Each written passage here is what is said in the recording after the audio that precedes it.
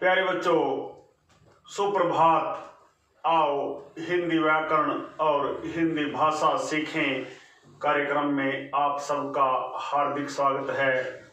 प्यारे बच्चों, आज का हमारा पाठ है वचन और इसके भेद। प्यारे बच्चों, जहाँ संस्कृत में 3 वचन होते हैं, 3 ही लिंग होते हैं, वहीं हमारी राष्ट्रभाषा हिंदी में 2 ही लिंग होते हैं और 2 ही वचन होते हैं। आइए वचन और इसके भेदों का विस्तार पूर्वक अभ्यास करते हैं। सबसे पहले वचन की परिभाषा देखिए।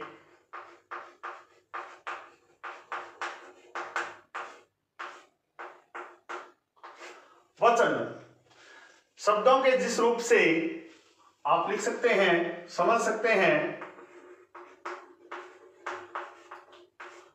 शब्दों के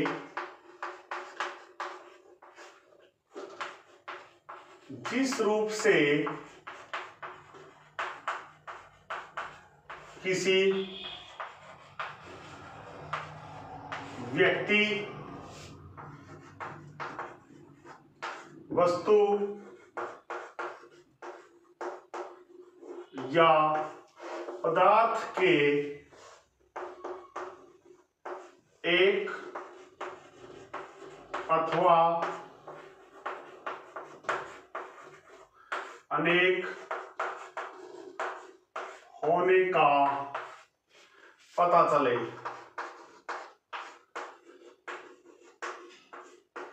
फिर बच्चों, वचन की परिभाषा देखिए। शब्दों के जिस रूप से किसी व्यक्ति, वस्तु या पदार्थ के एक अथवा अनेक होने का पता चले, उसे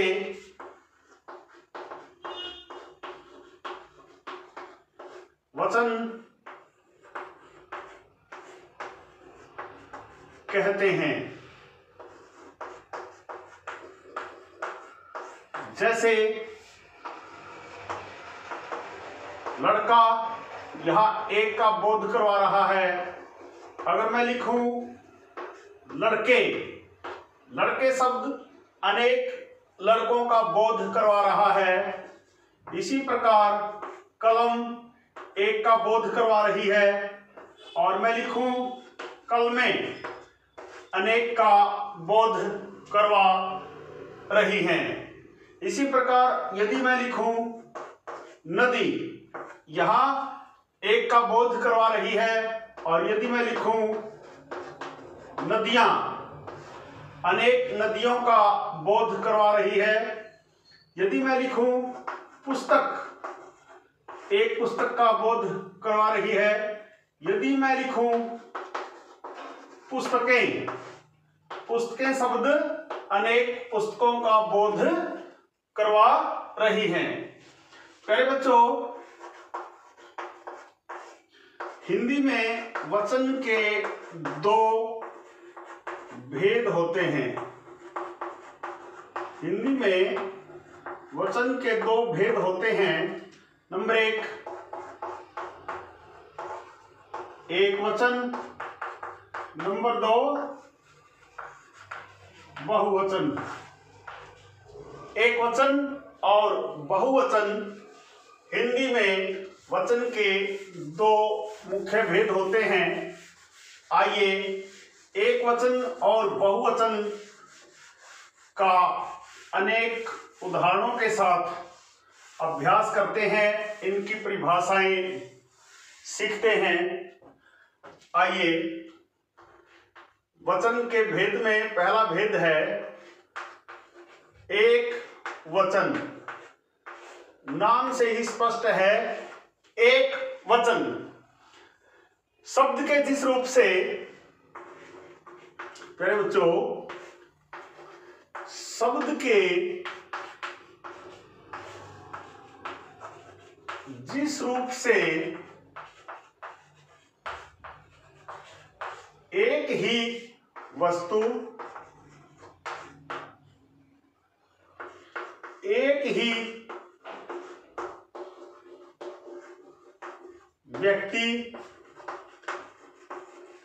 अथवा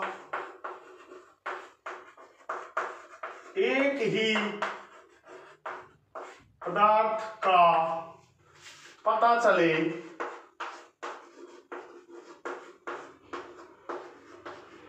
उसे एक वचन कहते हैं।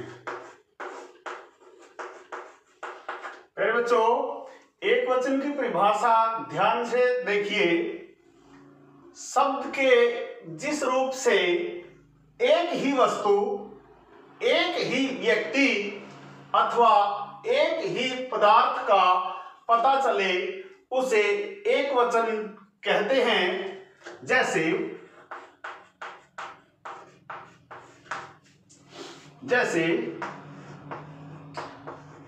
लड़का, जैसे पुस्तक, जैसे कलम, जैसे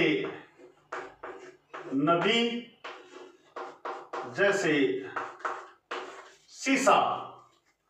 प्यारे बच्चों, शब्द के जिस रूप से एक ही वस्तु, एक ही व्यक्ति अथवा एक ही पदार्थ का पता चले उसे एक वचन कहते हैं। जैसे लड़का, पुस्तक, कलम, नदी, शीशा, गाय,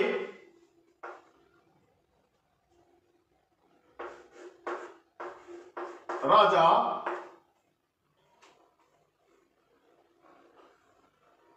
घर,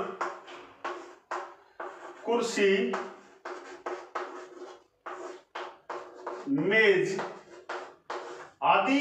ये जो शब्द हैं, ये सभी शब्द एक ही वस्तु, एक ही व्यक्ति और एक ही पदार्थ का बोध करवा रहे हैं, इसलिए इन्हें एक वचन कहा जाता है।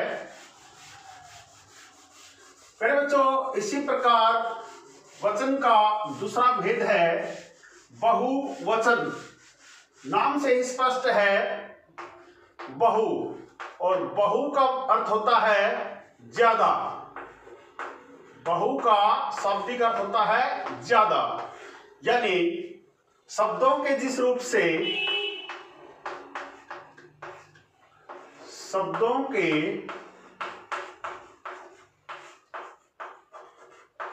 जिस रूप से एक से अधिक वस्तुओं, व्यक्तियों तथा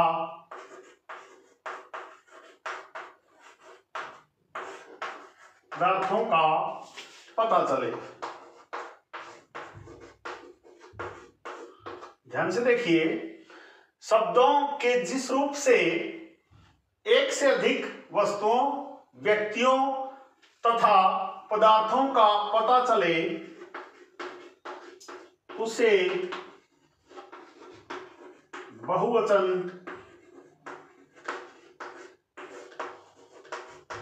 कहते हैं।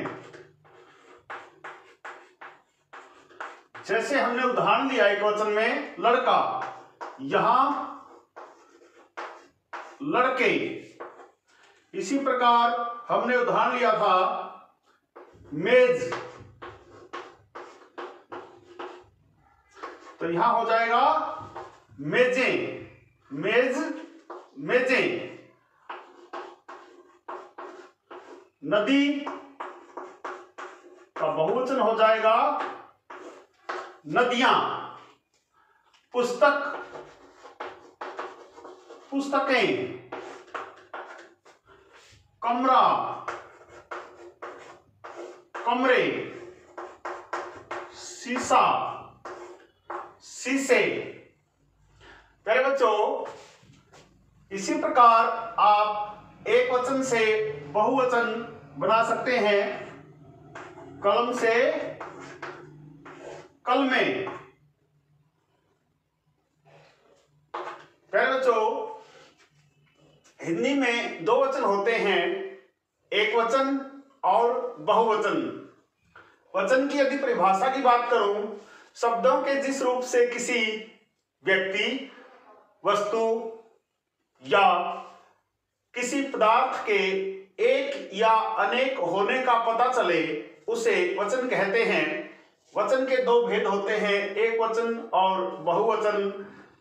शब्द के जिस रूप से किसी व्यक्ति, वस्तु या पदार्थ के एक होने का पता चले उसे एक वचन कहते हैं, जैसे लड़का, पुस्तक, नदी, कलम, शीशा आदि। इसी प्रकार बहुवचन, शब्दों के जिस रूप से किसी व्यक्ति, वस्तु या किसी पदार्थ के अनेक होने का पता चले उसे बहुवचन कहते हैं, जैसे लड़के, पुस्तकें, नदियां, कलमें, शीशे आदि। प्यारे बच्चों, आइए वचन संबंधी कुछ मूलभूत नियमों का अभ्यास करते हैं।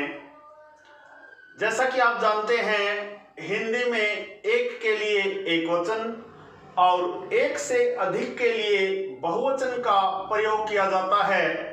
इस सामान्य नियम के अतिरिक्त वचन के संबंध में कुछ अन्य नियम भी ध्यान देने योग्य हैं।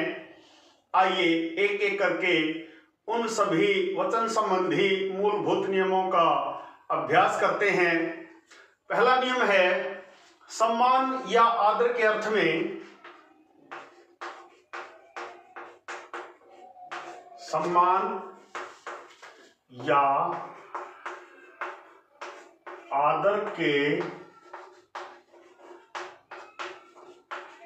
सम्मान या आदर के अर्थ में एक व्यक्ति के लिए भी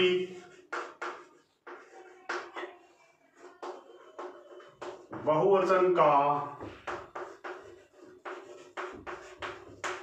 प्रयोग किया जाता है। प्यारे बच्चों, वैसे तो एक व्यक्ति के लिए एक वचन का प्रयोग होता है, लेकिन जब बात सम्मान या आदर देने की हो तो एक व्यक्ति के लिए भी बहुवचन का प्रयोग किया जाता है। जैसे गांधी जी छुआछूत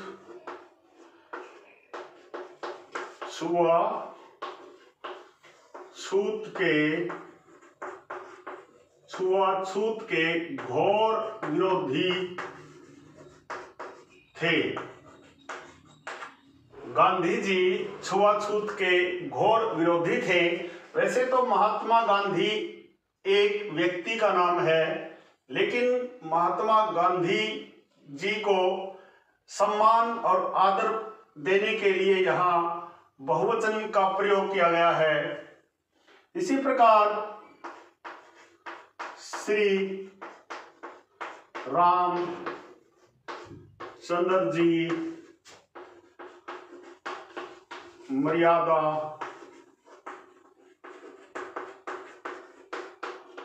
पुरुषोत्तम थे। सम्मान या आदर के अर्थ में एक व्यक्ति के लिए भी बहुवचन का प्रयोग किया जाता है। जैसे गांधी जी छुआछूत के घोर विरोधी थे, श्री रामचंद्र जी मर्यादा पुरुषोत्तम थे। प्यारे बच्चों, इन वाक्यों में एक ही व्यक्ति का वर्णन किया गया है, परंतु आदर प्रदर्शन के लिए बहुवचन का प्रयोग किया जाता है। ऐसे वचन को आदरार्थक बहुवचन भी कहा जाता है। कई बार प्रश्न पूछ लिया जाता है कि आदरार्थक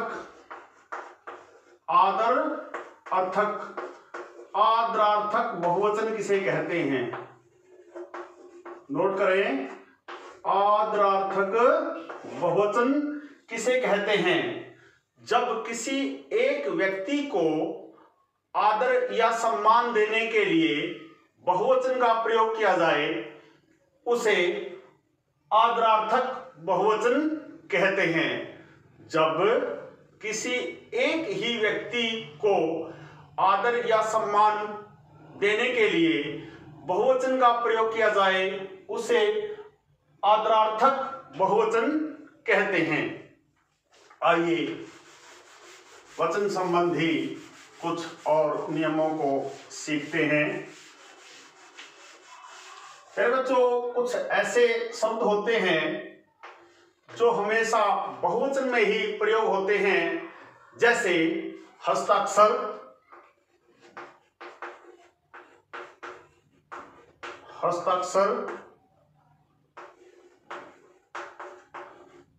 दर्शन। अरे बच्चों, हस्ताक्षर, दर्शन, प्राण, होश,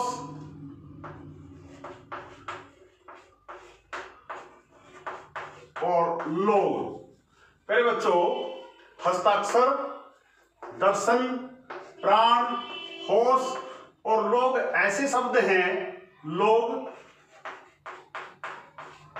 आदि जो शब्द हैं वो हमेशा बहुवचन में ही प्रयोग होते हैं।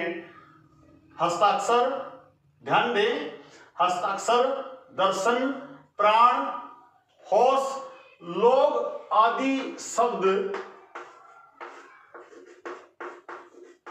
प्राय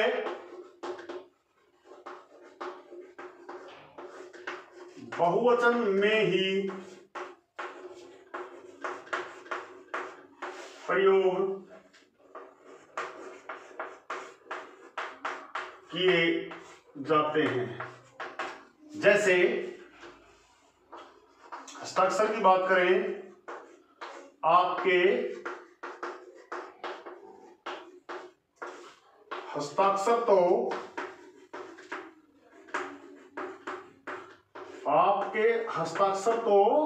विचित्र हैं। आपके हस्ताक्षर तो विचित्र हैं। इसी प्रकार दर्शन देखिए, आपके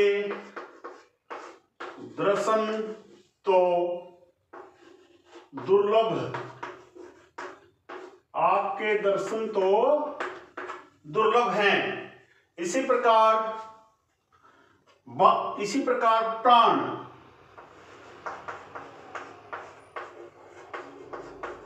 बाण लगते ही मृग के प्राण निकल गए। बाण लगते ही मृग के प्राण निकल गए। पुलिस को देखकर अब होश देखिए, पुलिस को देखकर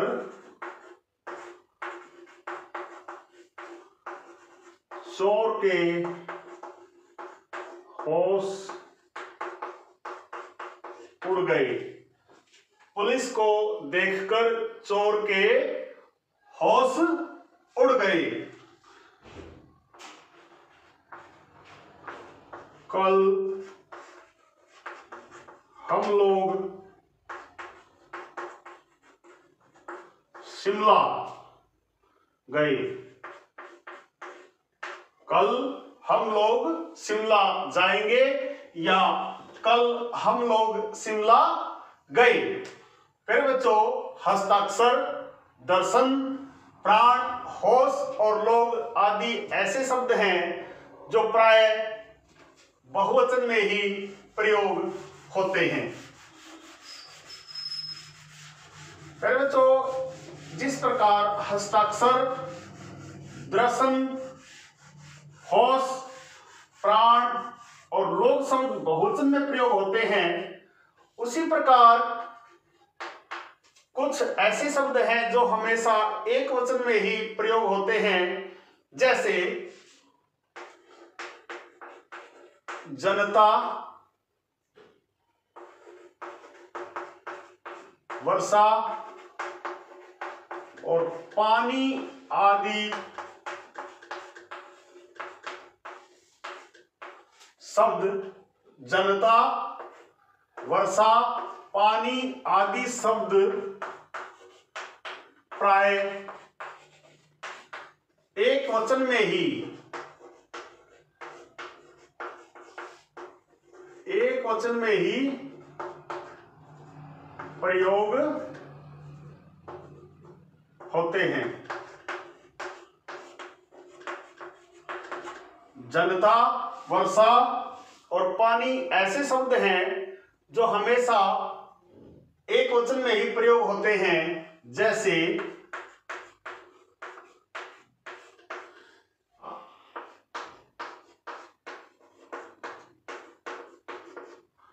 सिंहासन खाली करो कि जनता आती है। सिंहासन खाली करो कि जनता आती है। प्यारे बच्चों, जनता, वर्षा, पानी आदि शब्द प्राय एक वचन में ही प्रयोग होते हैं, जैसे सिंहासन खाली करो कि जनता आती है। इसी प्रकार दूसरा उदाहरण लिखिए।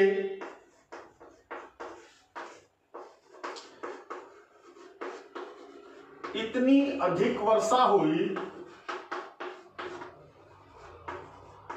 इतनी अधिक वर्षा हुई कि नगर में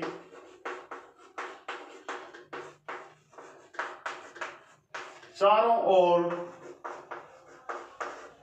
पानी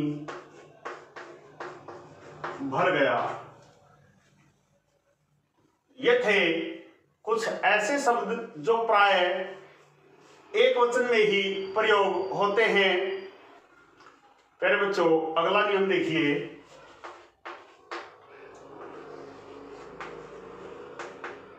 कुछ एक वचन संज्ञा शब्दों के साथ गण, लोग, जन,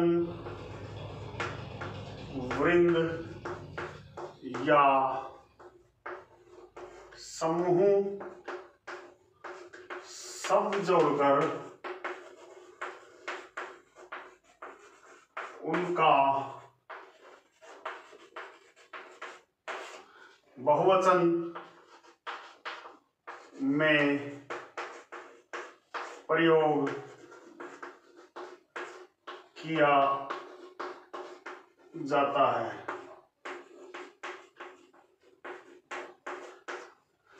फिर बच्चों, कुछ एक वचन संज्ञा शब्द ऐसे होते हैं जिनके साथ गण, लोग, जन, वृंद या समूह जोड़कर उनको बहुवचन में ही प्रयोग किया जाता है, जैसे छात्रगण,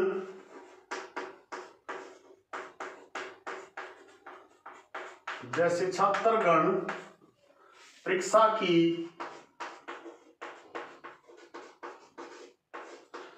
तैयारी में व्यस्त हैं। इसी प्रकार मजदूर लोग काम पर जा रहे हैं।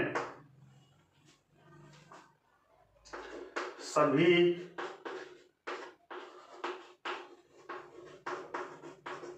अध्यापक वृंद को सादर प्रणाम। अध्यापक वृंद, छात्रगण, मजदूर लोग। प्यारे बच्चों, ये कुछ ऐसे शब्द हैं जिनके साथ जन, वृंद, लोग, गण या समूह लगाकर उनका बहुवचन में ही प्रयोग किया जा सकता है। प्यारे बच्चों, आइए वचन संबंधी अगला नियम देखते हैं। जिन शब्दों के अंत में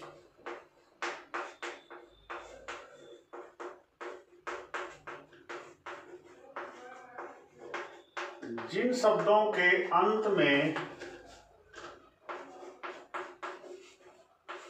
जाति,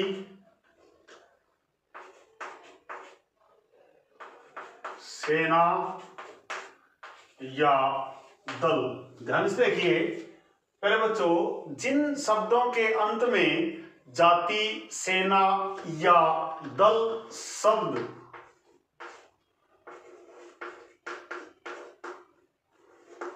लगा हो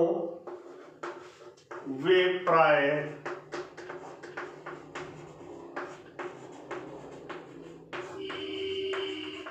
एक वचन में ही प्रयोग होते हैं। जैसे जिन शब्दों के अंत में जाति, सेना या दल शब्द लगा हो वे प्राय एक वचन में ही प्रयोग होते हैं। जैसे स्त्री जाति संघर्ष में लगी है। स्त्री जाति संघर्ष में लगी है। इसी प्रकार सेवा दल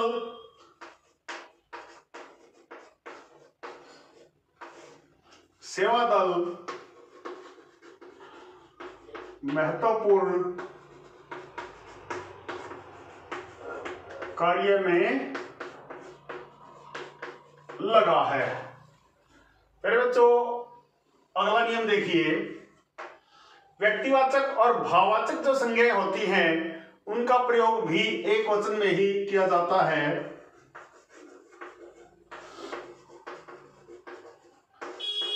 व्यक्तिवाचक और भाववाचक संज्ञाएं भी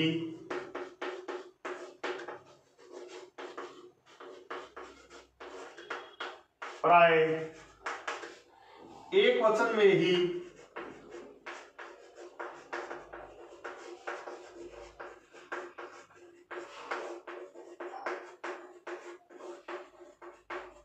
प्रयोग होती हैं। व्यक्तिवाचक और भाववाचक संज्ञाएं भी प्राय एक वचन में ही प्रयोग होती हैं। जैसे सरला,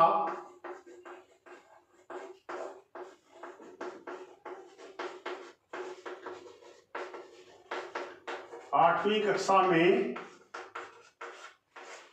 पढ़ती है। इसी प्रकार सत्य की ही